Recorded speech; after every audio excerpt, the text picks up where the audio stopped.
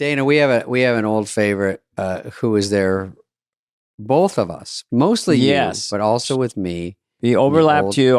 5 years with me, and then you a year. Jackson. Victoria, the lovely. one and only Victoria Jackson. Mm-hmm. We had a great chat with her. She is so fun and bubbly, and I think very memorable from the show because we all sort of had a crush on her. She's very nice, very sweet.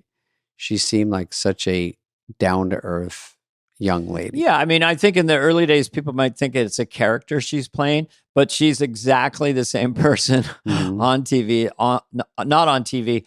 And she does some really funny songs with a ukulele with her style and singing about different topics. Oh, yeah. And they're really, really funny. So I'd stay tuned for those. And she's just a kick in the pants, Yeah, there's a lot about her I did not know, and we really just cracked up, and she's so sweet about everything. I remember I did a few sketches with her.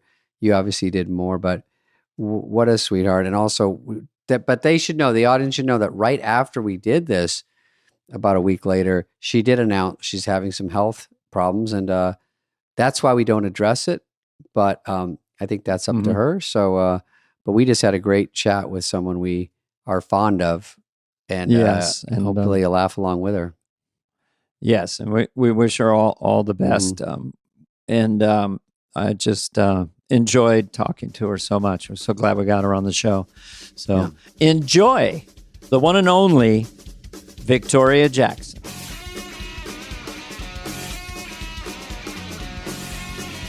Don't mind my scruff. Don't mind my age. Age? You don't have a line in your face. I don't know what I want to meet your dermatologist. I have a ring light and I have a filter. And you have a filter too. Oh, you look great. I couldn't afford a filter. This is raw. I can't afford a ring light. I just lit my room on fire. This is just raw. It's got a nice glow. I love you guys' show. It makes me feel 28 again when I listen to you guys. Really? Okay. I'll try to make my voice young. Well, isn't that special? We're so happy to have you because Victoria. We were there, you and I, together for 6 freaking years. I know. Remember? Were you the whole run with Dana, Victoria? I was 86 to 92. I stayed one more year. But we were there. Yeah. Embarrassing. And we always got along great. You are the nicest person in the cast to me.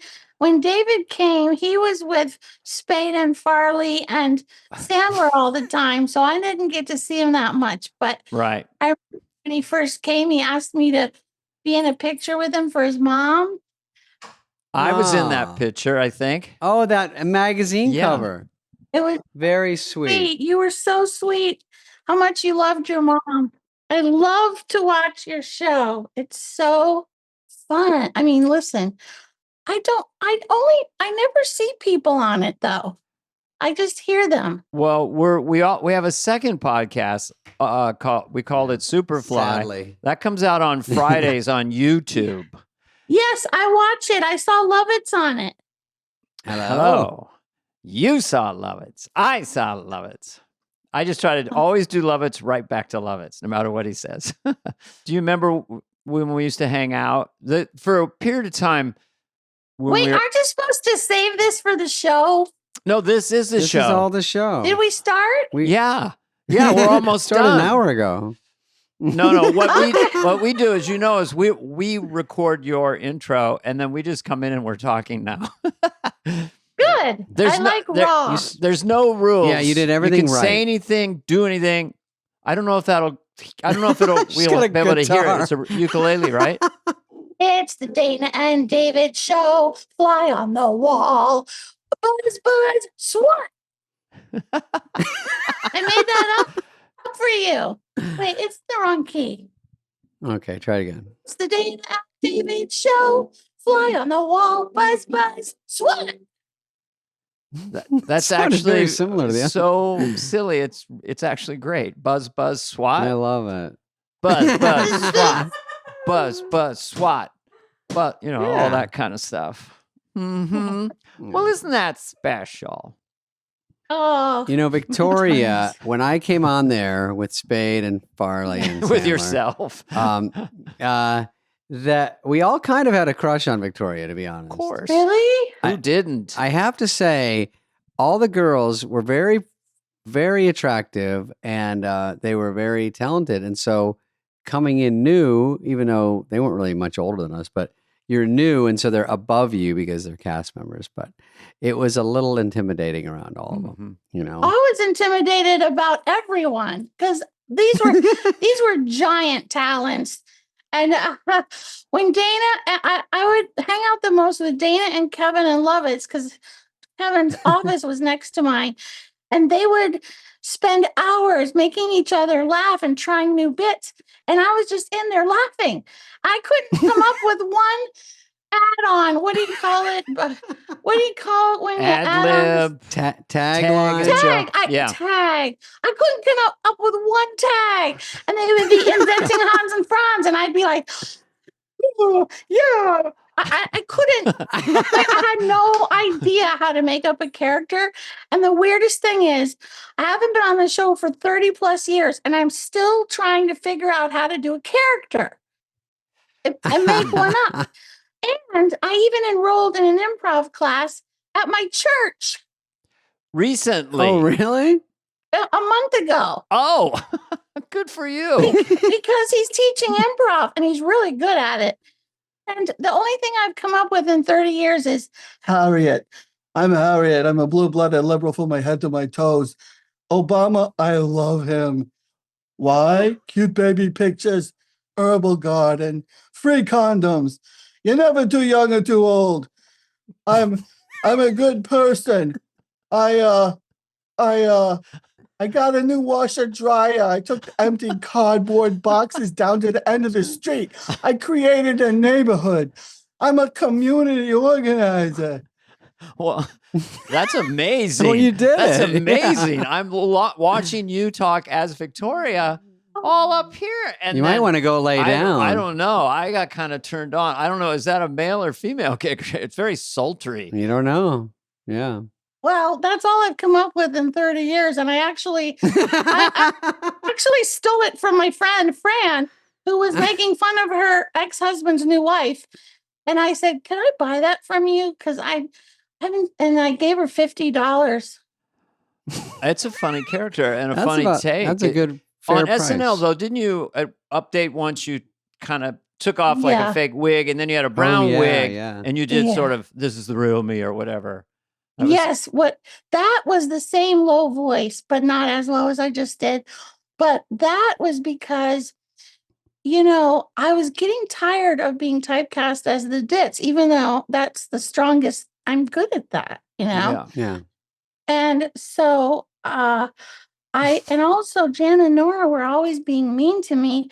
And I thought, and I kind of smushed it all together. And I was like, I felt like people wanted that. They wanted to see the real me. I was like, okay, shut up, Dennis. I was like, I could be like that if you want me to be. I'm trying to be a nice person, but Christ, she turned on me like a rabid Wolverine. Hey, that was perfect. Okay, yeah, Miss Vic coming on with the heavy-duty artillery tonight, huh? Okay. What do we got? Some kind of high-pitched character was going to do a handstand on the desk tonight? Is that our move? Oh, I can't do them anymore. I did my last handstand stuck it at age 60.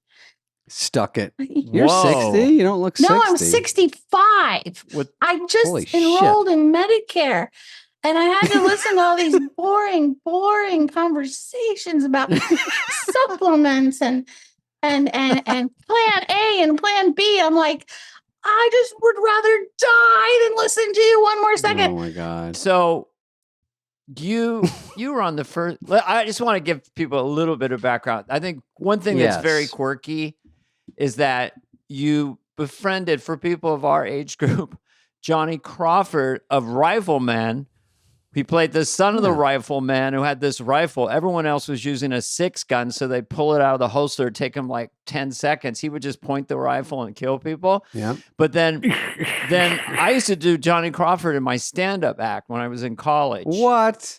Because he always said, Really? Pa, Pa, Pa, how come I sound like dinosaur? Pa, you ain't going to get This is scalped early today, stand-up, are you? but explain your friendship with Johnny Crawford and how he helped Yeah. you in your career back in the 80s. I'm trying to get rid of my ring light so I look naturally dewy. Naturally, You look dewy. really good, honestly. You Well, look great. Yeah. you know, Molly Shannon did all the characters that I wish I would have thought of. Superstar, and I'm 50 years old. I mean, man, those were fantastic, 50. weren't they? Oh yeah, she's great. Yeah. She's incredible. And it would have been fun to see you two together, you know, Together. because you could dance. You had you have great legs and you're like dancing and you could move and do cartwheels. You could do flips. So I can see there's a kindred spirit with Molly. Well, I and do. you. I like physical humor. I don't Mhm. think about it. It just comes out. But you guys, man, when David was late into our cast. Yeah. But Right. man, I was so spoiled, being laughing all day for 6 years in a room with Dana and Kevin and Lovitz, Mhm. that when I went into the real world, it was so depressing. Normal people are boring. Such a real quote. It's so true. Normal people are super boring. I know. That's what Lauren says. He always has to be around funny people. Man, I missed it so much, but I watch a lot of YouTube, so I feel Mhm. like I'm still with you guys. Well, we laughed our ass off. We did, and you were kind of our mascot. We did some silly. Do you remember we'd go have the dance parties in Kevin and I's office? We would put on "Don't Get Me Wrong" by the Pretenders, and Dennis would come in his socks and do this funny game. Don't get me wrong. It was one of those times just to release the tension. We would just go crazy in there. So much tension. And you and Lovitz would always have, just in a PG-13 way, simulated sex. Oh, I didn't know we were having sex, by the way. No, you weren't. When he would bend you over and stuff? Yeah. Yes, I have to tell you, I was so innocent. My dad raised me like to never see, we didn't have a TV and I never saw an X movie or an R movie. So like I was working out all the time and maybe I was bending over stretching and Lovett started humping me, right? Right. And I started giggling. And like I didn't know that was a sex position. Yeah. I plead the fifth. I seriously did not know. It was in its own way kind of innocent because John is sort of just a goofy. kid in a way. It was innocent. It wasn't Me Too movement. It was innocent. It was more silly. Yeah. It was silly. I thought of it as gymnastics, but yeah, that's what I tell girls. Stretching. But let's actually, Victoria, what do you want to talk about? Something happening with you quickly, Dana. What? This is, if you remember this, it was not gymnastics related. It was, we were doing a Schiller Vision. I think it was you. Tell me if you remember this. So a Schiller Vision, which Dana knows, is a little video that goes on at 5 to 1. Tom Schiller wrote and directed these little shorts, and he would kind of make little mini movies, and some of them were just quite brilliant, actually. Some were black and white, some were whatever. They were always, he did that famous one with Belushi dancing on his grave in black and white in the old days. So sometimes they'd ship us out to do a Schiller Vision, and I think Victoria and I played a couple, and the only part I remember is like the last scene was we had our whole life, and now we're fast forward to we're older and we're walking along on the upper west side, but that river on that other side, whatever that is, not Central Park side, but the other side. And we're walking along, and then things are going well, but like a nuclear bomb drops on my head. I have no memory of don't that. remember this. Okay, so Dana, I don't remember. I have that. a bad neck already, and this is part of it. I'm telling you. Oh, yeah. They dropped like a fake-looking bomb that looks like Not a missile, good. and they have a guy in a ladder about 10 feet up. And even though it's made of plastic, it's kind of heavy. It falls square on my head, and then I fall over and die. in the scene, and it hit me directly, jammed my spine down into my coccyx, and it's just bad for your neck. And we kept doing take after take, and I didn't want to be a puss, and I didn't want to complain like anything when you're on a set. But I remember I kept going, this hurts so much, it jams my neck down, even though it's light. But when it falls, and now you have neck issues. Yeah, and I still have neck issues, and so for some reason I blame Victoria. What? I don't even remember the sketch, but I did. What? Well, as far as injuries, wasn't there your was fault. one I'm time, kidding. it just is in my head indelibly, running behind Victoria. We're running to do another sketch. It's all dark. There's wires around. And Victoria did a massive pratfall. But I think you knew how to fall, or you rolled or something and you got up, you know. I don't remember that, but I remember Dana backstage. I was doing my first impression, Roseanne, and they never let me do any. And I went to Smigel and I said, why don't I ever get to do any impressions? And he said, because you're nasal. And I said, well, is there any celebrities who are nasal? And he goes, Roseanne. And I go, yeah, can't she kind of talk like that and everything? And he goes, yeah. And so he wrote me my first impression, and I had a fat suit on and a wig. And I said, Dana, I'm so nervous. What if I slip into Vicky in the middle of it? What if I slip into myself? And Dana goes, cop an attitude. And I was like, I still don't exactly know what that means, but it was the sweetest thing. It was like we were on a football team together, and our whole lives depended on it. And he was like my cheerleader. He was like, Dana was so kind to everybody. Yeah. But, you know, I think I got mean later. No, I think it's just fake it till you make it. Go out. I got this. Just fake confidence and go out strutting. I'm Roseanne freaking Barr right now. Yeah. You know? Yeah. Just reverse the fear. Oh, that's and plus the best guy you're asking, and he's right there helping you, and he's so good at it. I remember I put a poster. What? Go ahead. You nailed it, though. I remember you going out there. And I remember you did great. Oh, thank you. And then they let me do it a couple more times. They let me do it with Roseanne. I was with Chris Farley and Tom Arnold and Roseanne. Yes. And then I got to be Zsa Zsa, darling, I vote, I love the vote. And then I got to do other things. But man, it was so exciting and scary. And we always thought we were getting fired. But I didn't know Dana was afraid because he was the star, you know, before. And then when I found out Dana was nervous too, I was like, I never knew he was worried about getting fired. Well, I was lucky because accidentally I got the church lady. And if I'm not mistaken, I did it on the first show. And were you my first guest? Yes, I was Jenny, the church girl. Yes. And so you came out and you were perfect in that. And you did this whole lament of, church lady, I go to pray and I do this. And all of it was beautifully done, totally sincere. Now, I was incredibly nervous. This is our first show. Yeah. But you said this whole setup, and I pray every night to Jesus, whatever. And then isn't that special? And got a huge laugh. And that relaxed me. But that was you. You set that up. No, I was a good straight man for the church lady, definitely. Well, that's a hard job, though, to do it right. You got to nail it.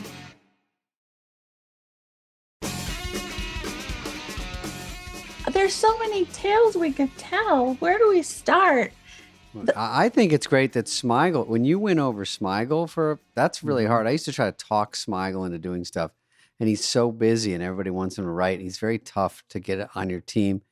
And to have you say, what about Roseanne? You do a little piece of it and he kind of hears it and he goes, yeah, okay. And then you get to do it and he probably helps with it. And then you're in there, and that's great. Because I remember one with Farley. Were you guys on the couch? And he's like all nervous as Tom. And you guys on I can't remember what that one was, but of course that's. And in Hans and Franz, they put me in that. I got my cellulite sucked out and I showed everyone my tattoo on my butt as Roseanne. Oh, right. Oh, right. That's right. Yeah. Kevin Nealon, you did. Yeah. He wrote my first sketch I was ever on, the subliminal guy. I was the secretary. Oh, we were so nervous. And hey, we got to talk about Alec Baldwin. Because he was on Fly on the Wall and he said my breasts looked like garbage cans. Wait. You remember? Yeah, what? Yeah, what does he mean I by don't that? remember. Yeah, that's what I want to know.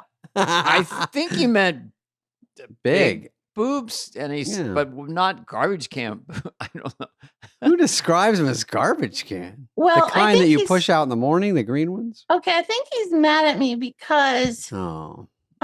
in my book I wrote that when we were on the set, I had to kiss him a lot when he was playing Marlon Brando, and I was the 50s girl in a tight sweater on the back of it, and we had to kiss. Then we had to kiss in that other scene where Alec kissed everyone, even the dog, remember? Oh, Yes. that's Green Hilly. Yeah, Yeah. I was the French maid.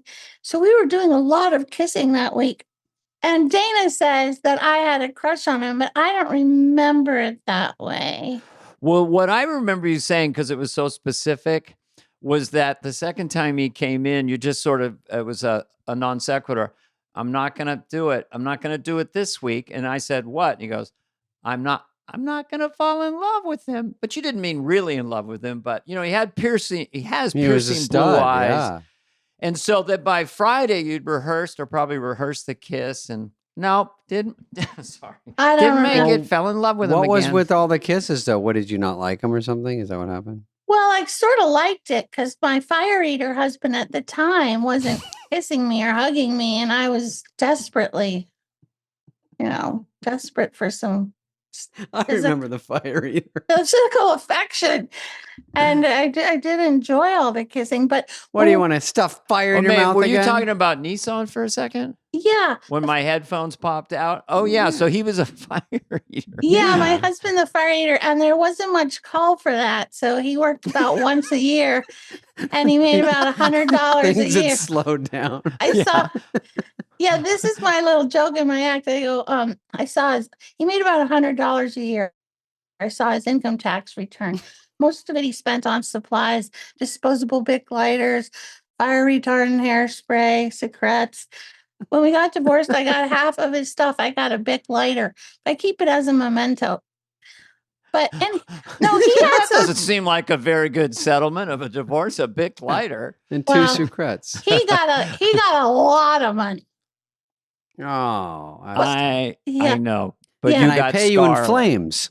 I got Scarlett, and she's 38 now. Oh my gosh! She's pregnant with her third child, my grandchild. Who's the and- father? Hello. I love it. Hello. Speaking of the fire eater, Dana was at my house for my birthday in Laurel Canyon one year. Yeah. Yes. Mhm. I And- like that little house. It was cool. Oh, it was so cute. And it was $150,000 in 1984 when I got it. And now it's over $1 million. Easily. It's like 2 rooms. But anyway, it's on the hill and it's so charming. And you have to walk 50 steps up to the front door, and there's deer and everything. And it's so wonderful. But so I never associated with famous people because they make me nervous, right? Mm-hmm. And I tried to be friends with an actress once. I won't say the name. And I invited her over and stuff, but she took her shirt off in front of my husband, Nissan. What? And so I never asked her back after that. I said, "Why are you taking your shirt off?" She said, "Oh, I have it on backwards." And, and so I was like, no wonder why I don't hang out with famous people. Exactly. And you said to your husband, is that a can of Wizard in your pocket or what's going on? Exactly. Okay. I'm just going through my head. So I can't believe Leah Thompson would do that. Yeah, I can't believe Victoria I Principal. didn't say any names. Well, I'm just making that up. He's guessing. I'm guessing because you were in casual sex together, which she does have a great body, I must say. She's great. But anyway, she's very talented. She was in a movie once with a French accent. I forget the name of it. She is great. She nailed it. So anyway, what I was saying was, I was having this birthday party and I was like, Vicky, come on, invite your cast members. They're not monsters. They're human beings, And so I invited Dana and Dennis and Phil and Bryn and Milt Larson was there, who owned the Magic Castle. And he gave me my big break to do stand-up at the Variety Arts Center where I got discovered for Johnny Carson. So he was there, and Robert Downey came because I had just done the pickup Ooh. artist with him where I had to kiss him a lot. And it was so funny. He came with a guy. They came in the front door. They slowly walked through my whole house. I'm like, do you want a drink? Do you want a drink? Do you want anything to eat? And I was so proud. I had a bathtub full of ice and drinks. I thought that was so clever because I never hosted anything. I'm like 28 or something. And Scarlett was 2 years old. And she's 38 now. She was 2. She's in the bathtub too. Uh-huh. No. And so Robert Downey slowly walks through the house, but kind of like a king. Very slowly, looks around and then walks right out the door. Oh no. And I was like, I've always been wondering, maybe there was no drugs. Maybe there was no one. I don't know. He just, anyway. And I think Weird Al might have been there. Oh yeah, you're friends with Weird Al, right? Yeah. I From still have a UHF. crush on him. Oh, look at that. But I remember with you and Weird Al together a lot. Oh, here comes a song about it. I Okay, love Weird Al. I always will. After I die, I love him still. He should have married me in 1980. But what did we know? What did we know? I love Weird Al. I always will. I love after I die, I love him still. How do you like that? You should have put in the. You should. I put, like your I fell songs. for fire instead. There's a purity to that. You know, Yes. there's a simplicity to that kind of, it has a charm. Your Stana? stuff's all charming. Well, That threw me back to Weekend Update. yeah. Oh, I got to show you my handstand in Paris. My last Okay. handstand was 2 years ago in front of the Eiffel Tower. I got to find it. But anyway, okay, so here's back love to it. my story. Dana and Yes. Paula are at my birthday party. Yes. I'm nervous. I'm trying to be friends with my famous coworkers who intimidate me. Can you Who you're imagine? already friends with. You guys are so friggin' talented. Like right now, I'm gonna have to calm down the rest of the day from like being with you. Well, we consider you a peer. Yes, we're all in the Oh. same You were boat. you're on Saturday Night No. Live, and you were I'm not funny. worthy. I don't know. And you why. took the picture from my mom's magazine, which is very sweet of you. That was. It's up in her house still today. I still can't believe that your mother left you in a desert with guns for 8 hours while she drove away. Oh, you Like- No one have been can. listening. I Yeah. listen, man. Yeah. Mhm. I'm very. You know what? It's all good and well. If no one gets shot, it's fine. But Yeah. if Oh, someone gets shot, then it's like a story. Yeah, you don't man. want that. Or if you disappeared. You know, there's all that stuff now about Satanists kidnapping kids and everything. I mean, Oh, there's so much going on. Okay, I'll let- tell you this. You know how, Dana, this is off story, but you know how they do these tricks, like if they want to kidnap a woman, or they tell you to watch these things around LA or wherever, where they'll put like something on your car that you have to pick up, or, you know what I mean? Something where you have to do something to stall, and then they pull up in a car and grab you. So Mhm. the other day I parked at a parking meter. Heather, I didn't even tell you this. And I try to keep this stuff from you. I shield you from the real world. So I pull up to a parking meter, but they also put fentanyl on stuff. This isn't everybody, but this happens. So I pull up at a parking meter, and I always go in my head, watch for the stuff they do. Watch for these crazy things. They put like a fake ticket just so you'll pick it up. Then you get a little dizzy, you know. So it's a great scam. So anyway, I jam my shitty credit card into the parking meter so they can slurp all my money, and it won't fit. So I look under. There's already one in there. So somebody lost their credit card. So I took it out. I put mine in, and then I saw a parking guy, and I said, "Dude, do you ever have this happen? They leave their credit card in there, and do you want it?" And he goes, "That's your problem." And I go, "All right." So it's going to be Heather's problem in a minute. So I throw out my car, and I'll try to get it back to the person. And then I thought, what if that was one of those tricks and I just fell for it? I grabbed it. It could have been covered in fentanyl. yeah. What was the name on the card?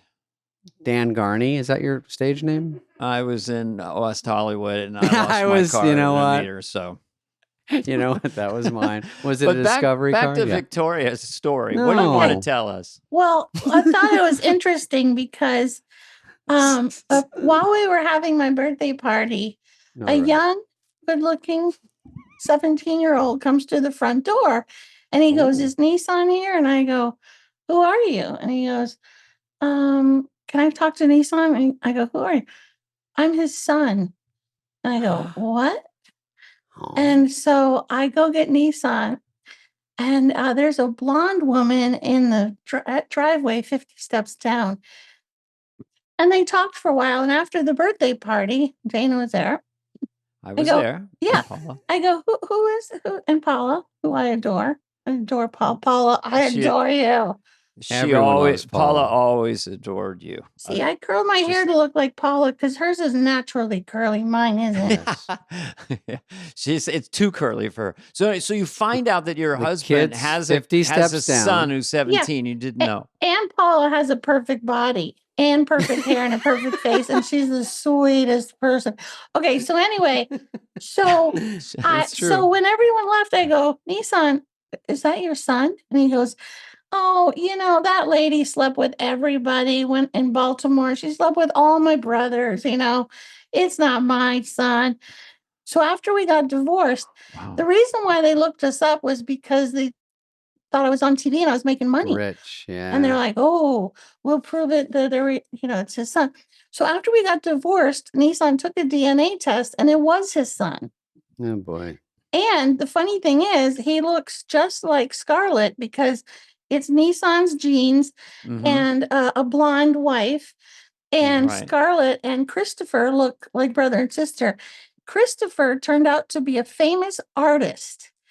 He's a really good artist. His name is Christopher Mir, MIR.com. Mhm. And Okay. and it's just kind of interesting how how life is. It's like, Mhm. Nissan was 10 years older than me. And I was like a Baptist virgin when I met him.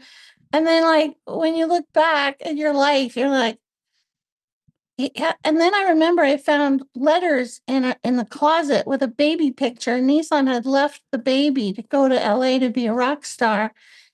And there was letters saying, "You were right to leave Baltimore." Anyway, I'm learning new things about my husbands every day.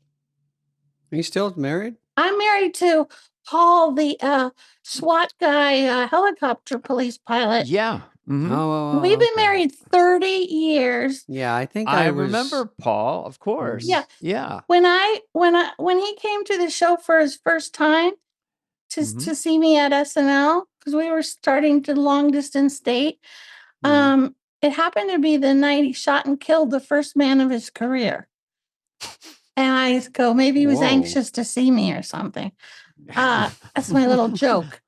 Because I'm just processing that. Yeah. Okay. Yeah. So picture this. He comes to the set at 8H and he had stayed up all night, filled out paperwork, gotten counseling, because that's what happens if you kill someone. Yeah. And he comes to the stage and I'm getting out of an alien spaceship with eyeballs on my nipples because we're doing a sketch about a planet where women's eyes have mutated to their nipples because men stared at women's chests for so long. And Jack Kirsty, Handy or Was Kirsty- Deion Sanders in it? No, that was a different one. Go oh, ahead. okay, go I ahead. don't know. Sorry. Kirstie Alley was our leader. And Paul comes up, and I go, "Paul, this must be so surreal for you to kill someone and stay up all night and see me getting out of a spaceship." And he goes, "Yes, it is." Because that's how he talks. And I thought, man, our worlds are completely opposite. Then I took him upstairs and I introduced him to the cast. I said, "Hey, everybody, this is my boyfriend, the cop." And Mike Myers goes, "Hey, you got any war stories?" COVID. And COVID. I have a residual cough from COVID. So anyway, he goes, "Got any war stories?" And Paul goes, I killed a man last night. and there was silence. Oh my gosh. This is in my act. Because it's true. And it makes everyone, there was silence. And I realized Yeah. the comic genius minds of this century couldn't think of a comeback. Dana, you were probably in that room. Do you remember? Yeah, and it was just it just sort of hung there. There was no way to come back There's nothing with that funny. in any funny way. Funny The way, only one yeah. who might been able to come back, maybe Norm Macdonald. There's certain comedians are, Oh yeah. but I just thought Paul was just very sincere, so I didn't want to undercut Yeah. Well, him at that he moment. didn't feel bad about it because the guy was shooting at his wife because she wouldn't wife swap anymore. And the Tale guy, as old as time. so she called the SWAT team. They came. The husband pointed a gun at Paul, and he was trained if someone points a gun at you, you shoot them. So he didn't feel bad. But we've had a very difficult marriage.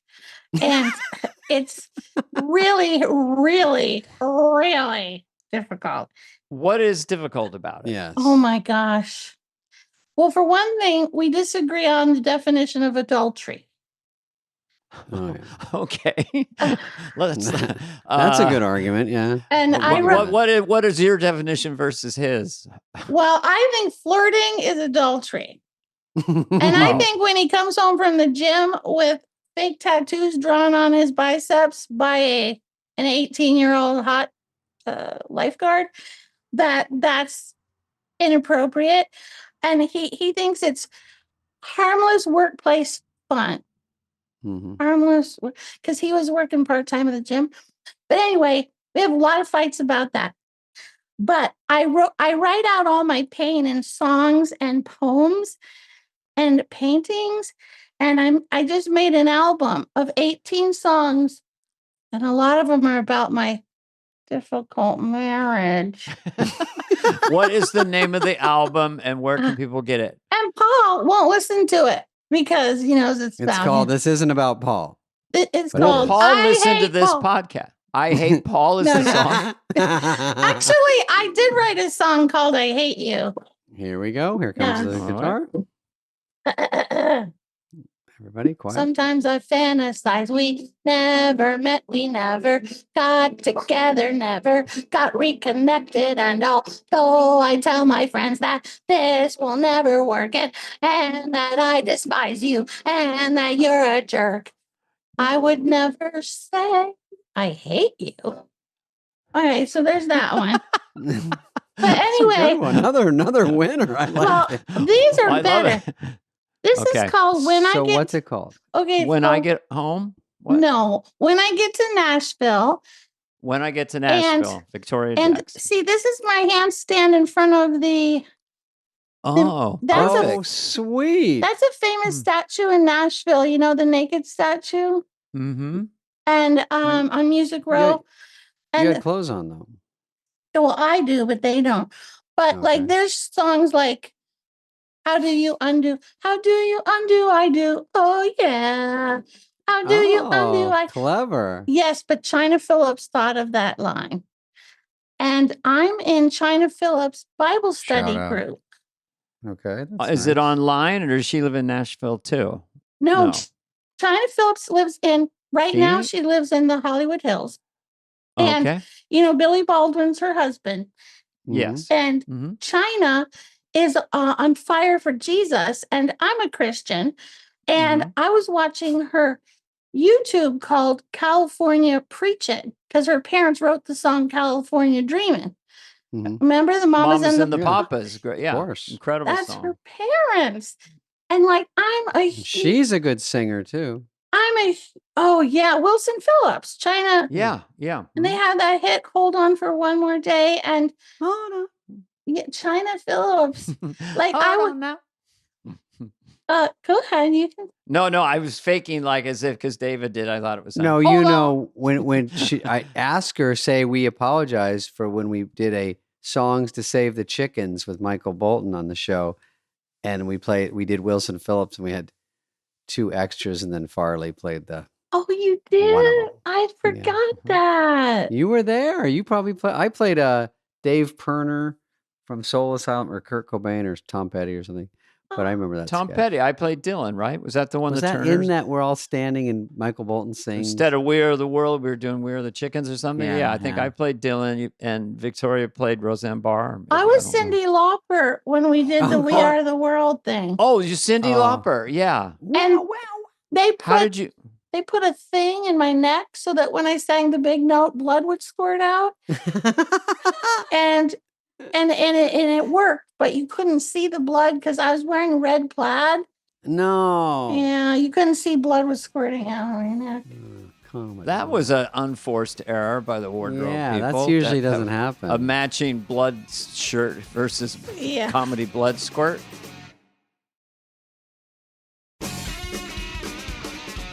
The wardrobe department was so great. That one time I said, I want to be a Christmas tree and do a handstand. And Pam, she came up with this brilliant costume. I still have it. And it was a Christmas tree. And I said, you have to balance all the ornaments because I'm balancing upside down. They're geniuses, that wardrobe department. Yeah, they are really. The wardrobe, the makeup, the crew, they're all crap. Never miss or a they step. Couldn't make it. But they can improvise something up really fast. Yeah. We need Victoria to come out of a giant cupcake. We have 20 minutes. Yeah. Right away, sir. Yes. Yeah. And you get spoiled, and every job after that is so much worse.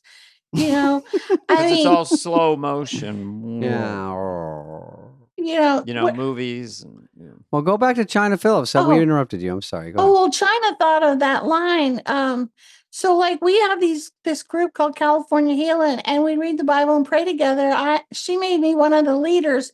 I have to do it tonight, actually. And we pray and study the Bible. And China is really good with funny. She's very funny. She's very charming. And I loved her YouTube channel. So I would always write stuff, and she wrote back. And then, anyway, we're in this group together. And so she said, how do you undo I do? And I said, China, can I steal that? I thought of a song for it. And she didn't get mad. So no $50 for her? No, she doesn't need it, I don't think. On the house? But well, it's flattering when someone tells you something and they have a comedian say, I have people go, oh my God, you can use anything I say. That would be nice. It'd be fun for me. So I think she's flattered. Well, John Lovitz wrote me Victoria's Secrets on the show, and I still do that in my stand-up act. Oh, good. Do you remember Victoria's Secrets? How does that bit go? Well, I was always very uncomfortable doing seduction and arrogance. I've analyzed SNL my whole life since I've been gone from it. And because in the Baptist church, I was taught, don't be seductive, don't be arrogant. And Jan Hooks was really good at those. And I was really good at, Jan Hooks was good at everything. Okay. Yeah, everything. she was great. But I don't think she can play innocent. That's my specialty. Of course, that was you, yeah. I am getting bitter in my old age. So I don't know if I'm so good at playing innocent anymore. And I've been working on seductive and arrogant for 30 years. So maybe I can pull it off. We all have. Give me a little seduction. Yeah. What would be that attitude? Look at that. Well, it's the Victoria's Secrets thing. And John Lovitz wrote it for me. Okay, I go, I have 3 secrets I'd like to share with you. But shh, don't tell anyone. It'll just be our little secret.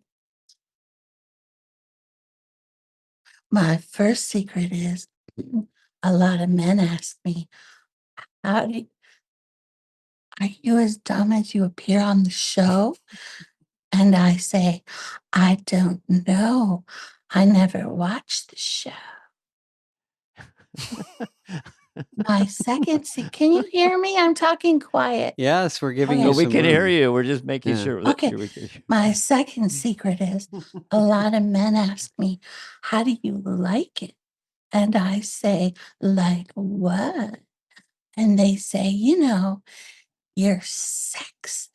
And I say, you mean my sex like being a woman or like having it?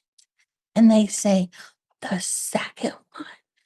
And I say, I forgot which one was the second one.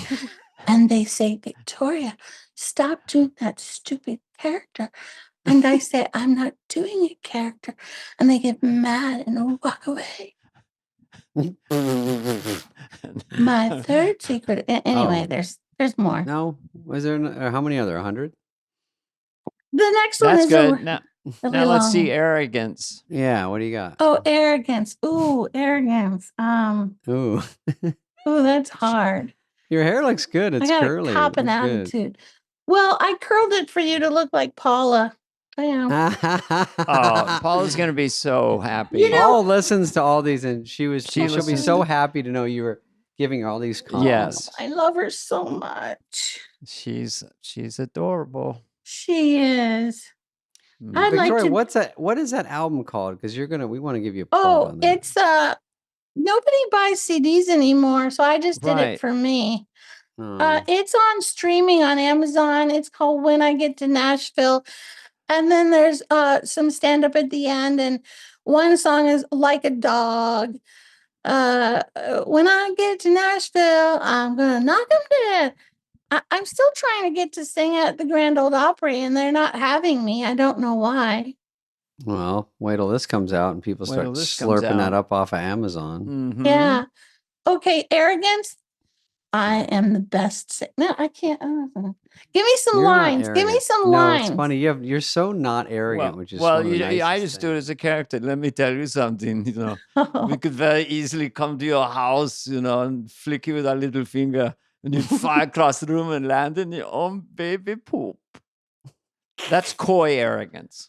Because Franz arrogance. this is Hans was almost effeminate in his arrogance. Oh, I made up a poem once about an arrogant girl. Okay. It goes, my name's Lucy, and I'm rough and I'm tough. No one calls me sissy names or any of that stuff. No one walks to school with me because I am too cool. Everybody wants to, though, and they really wish they could. Wait, because I am too good. Everybody wants to, though, and they really wish they could. But they knew I would show them up because sometimes next to all my looks and charm, they feel like a fool. No one invites me to parties because they know if they did, I'd win all the prizes because I'm the most talented kid.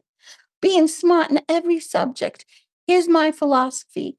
The whole world would be a much better place if this one thing could be that everyone was exactly like me.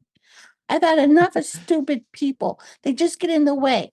I'm content to be alone, and that's the way I'll stay. I've had enough of stupid humanity. I'll leave them on a shelf. The only thing I can't figure out how to do is enjoy kissing myself. Ooh, I like it. that last line was very interesting. Yeah, heavy. Can't kiss yourself. Nope. Unless you have a mirror. Yeah. Well, I guess you could. Close as you can get. But- so how much stand-up do you do? Yeah. Well, I was doing it every week. Kevin Nealon got me into stand-up because when I got on Johnny Carson, I only had like 12 minutes. I had 6 good minutes, and then I had 4 minutes of B material. And I got on Johnny Carson in 83. And then he said that he wants you back. He gave me the okay thing. Yeah. He goes, but I go, I only have my B material. And Jim McCauley goes, okay, do that.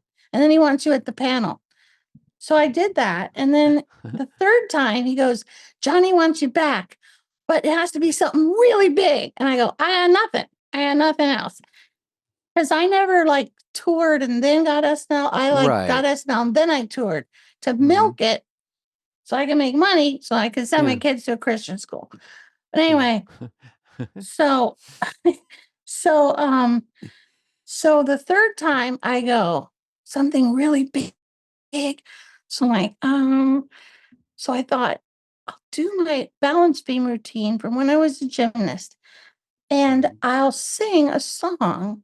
No one's ever done gymnastics while singing. I did a handstand poetry. That was my first Carson, doing a poem upside down. But no one had ever mixed gymnastics on a balance beam with singing. So I made up this song called Angry Woman. And it was based on the fact that my coach in college never told me I made small college nationals because she didn't like me. And I found out years after, why weren't you at the small college nationals? I didn't know I made it. So I wrote this song. I am an angry woman. Yeah, yeah, yeah, yeah, yeah, yeah. I got a streak in my hair. Yeah, yeah, yeah, yeah, yeah, yeah, yeah. I like to air my dirty laundry. If you don't like me, honey, I don't care. I drink, I cuss, I smoke, I swear, I spit. It ain't my problem if you don't like it. I hate you, youngo, pinko, jerko. I need a little love. And then I would do my balance beam routine. Now that is on YouTube right now. Oh boy. Because Jim McCauley knew that someday I would want this on video. It was the hardest thing I ever did. 4-inch balance beam, live TV, Johnny Carson, not fall. Because it's funnier if I don't fall off the beam. If I act ditzy and I don't fall, it's way funnier. So I did it. Fall. I didn't fall. I almost fell, but I didn't fall. Did these hard tricks. I went to the gym for 3 months to learn some of the tricks back. I was 24, so I was way older than a peaking gymnast at 15 or whatever. And you guys, I'm talking too much. No, wait. What is this story's great? So Johnny likes it? How does it go? Johnny loved you. You were on there 20 times, right? Yes, he loved it. What? But what was the point of my story? The story is your third one, you're supposed to do something big. You came with Kevin was going to help you. Kevin! With stand-up. This is how it started. Okay. So then I got SNL, which was, you know what it was, because you were there. Now, and so now, after SNL, and I lost all my money in the divorce, and I married a cop, got no money. So then I was trapped in the suburbs of Miami. I had no friends, no one spoke English, and nobody was making me laugh all day. But anyway, I loved raising my kids. But Kevin Nealon calls me one day. I'd just broken my wrist, I think, accidentally. And he Not goes, on purpose. it looked like it was on purpose because it was cut right on my wrist from dishwasher. Oh, I see. I took a wine glass out of the dishwasher and it sliced my wrist. And I was in the hospital in Miami going, I wasn't trying to commit suicide. I do hate being a housewife. I do hate Miami. Maybe it was subconscious. I don't know. But so anyway, Kevin Nealon calls me. He goes, hey, it was like 97. And he goes, would you open for me in Vegas? And I go, Kevin, I don't have a stand-up act. I have like 10 minutes. That was from a long time ago, which involves a handstand. I can't do one right now. And he goes, no, all you need is like 20 minutes. What did you do on Carson? I go, I can't remember. So I looked up my Carson tapes. And I'm like, I told a poem, and then I did a handstand, then I played the ukulele. And so anyway, I opened for Kevin for a bunch of times. So fun. The little joke was, I videoed him in Lovitz once in this limo. And I go, Kevin, why did you think of me to open for you? And he goes, because I wanted someone who wasn't that strong. You know, you don't want your opener to, be too strong. And I go, it's because I wasn't that good. So I wouldn't show him off. You know what I mean? Well, it's also that you're just totally opposite. Yeah, you're different than him. Yeah. Which is good. So I started doing it with him. And then I got to go to Vegas and I did I did a Y2K with Dana and Dennis and in Minnesota. Yes, we did. You, me, Dennis, and Kevin. How fun. And everyone thought it was the end of the world. So not many people came. And then I did a bunch of shows with Piscopo. I opened for him. Oh. And then I was doing it like once or twice a month for my whole motherhood years in the 90s. And then when the Tea Party started, and I was in this club, and I wrote this little song called "White Men Are Good." White men are good. My daddy was a white man. My brother is a white man. Uh-oh. White men invented everything. White men invented the universities. White men invented the English language. White men invented airplanes. White men invented cars. White men and then a good resume. Yeah, so I sang that song. The audience was like, because it was the beginning of, not supposed to say that. Yeah, what do you call that when you're not allowed to say things? Censorship. What was before woke? It was way before woke. It was like politically correct. Yeah, it was 2010, and I thought comics were supposed to be brave and daring and break the rules. But oh no, don't say white men are good. White men were getting all bad rap all the time. I'm like, people. Anyway, they told my agent at APA, and she goes, I can't send you out anymore. Oh my God. And she said all the club owners are liberals, and you're becoming an outspoken conservative, and I can't send you anywhere. So then I'm like, okay, I wanted to quit anyway. I don't like traveling. But I just was so surprised that in America with freedom of speech, we can't have freedom of speech anymore. And now what's been happening. And now I'm so proud that Dana is making fun of Biden, which is the unforgivable sin.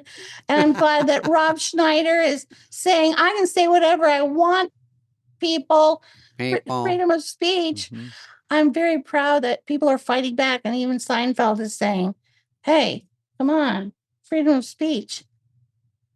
Yeah, it is tough on comedy in general to be, tamped down a little bit. And you just want to say what or the thing that people want to say, or the thing that people aren't saying, or just try to break the rules. Like, it used to be very you have to be outrageous, and it's definitely toned it down a little bit, I have to say. Dana, your Biden things are super funny. Isn't he funny? Thank you. That was kind of a personal challenge, just because in the beginning there wasn't much there. My father lost his job, that kind of thing. And then as he went along, I added in, I could do the and added in a lot of hooks. And I got it to the point where I thought it was really funny, and so I didn't really care if anyone had a problem with it. I just thought, we got to be able to do the president of the United States. Yeah. Hello? If we can't do the president, if it's a Republican or Democrat, it's our job to kind of tug on the king's. Corn Pop was a bad dude. That's true, man. Come on. This is my one that kind of broke it. It was, there's no crisis at the border. How do you know, sir? Because it says so on the piece of paper. Yes.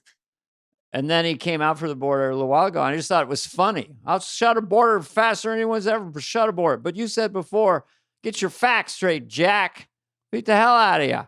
I kind of shut a border patrol, the border can't believe it's not butter. So then it was so silly that he always ends with this declarative slogan. So people accept it. But now everyone's doing him, obviously. It's become the dam is broken open. You are a trendsetter.